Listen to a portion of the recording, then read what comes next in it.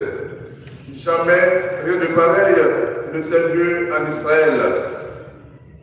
Mais les pharisiens disaient, c'est par le chef des démons qu'il expulse les démons.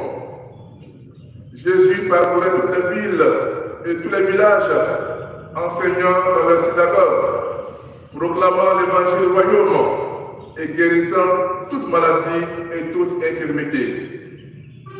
Voyant les foules, Jésus fut saisi de compassion envers elles, parce qu'elles étaient désemparées, abattues, comme des brebis sans berger.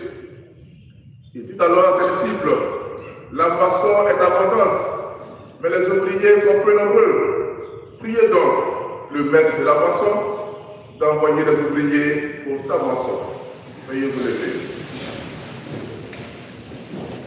Acclamons la parole de Dieu. Louange à toi, Seigneur Jésus.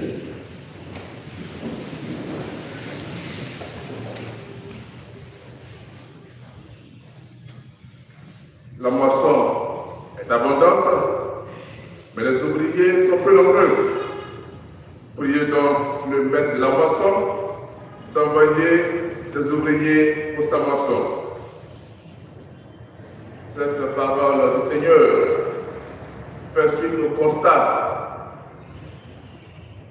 d'une grande foule désemparée, abattue, comme des brebis sans berger.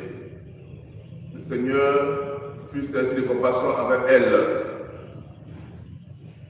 Aujourd'hui encore, beaucoup sont désemparés et abattus par les circonstances de la vie, par les difficultés de la vie, par les épreuves de la vie. Et bien souvent, ils n'ont personne vers qui se tourner. Beaucoup d'oreilles attentives pour les accueillir, les apaiser au nom du Seigneur. Aujourd'hui encore, beaucoup ont besoin d'hommes de Dieu pour les rassurer et pour les manifester la proximité de Dieu. Beaucoup sont tellement découragés qu'ils n'osent même plus marcher, se déplacer, venir à l'église, prier même la Vierge Marie dans le tabernacle, tellement ils sont abattus. Le Seigneur a toujours compassion de ceux qui sont faibles. Le Seigneur a toujours compassion de ceux qui souffrent et voudrait qu'il y ait beaucoup d'hommes et femmes qui, en son nom, puissent tenir lieu de berger pour ces personnes-là, désemparées et abattues.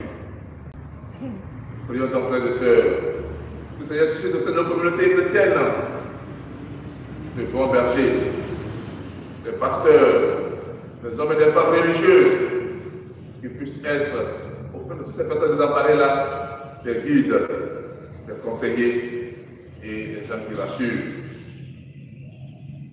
Que le Seigneur accorde à nos communautés chrétiennes d'avoir de saintes vocations sacerdotales religieuses pour continuer à manifester le Christ miséricordieux, le Christ bon, le Christ sauveur au monde entier. Afin que l'évangile de la vie, l'évangile de la joie, soit toujours proclamé dans le cœur aride, dans le cœur désemparé, dans le cœur abattu.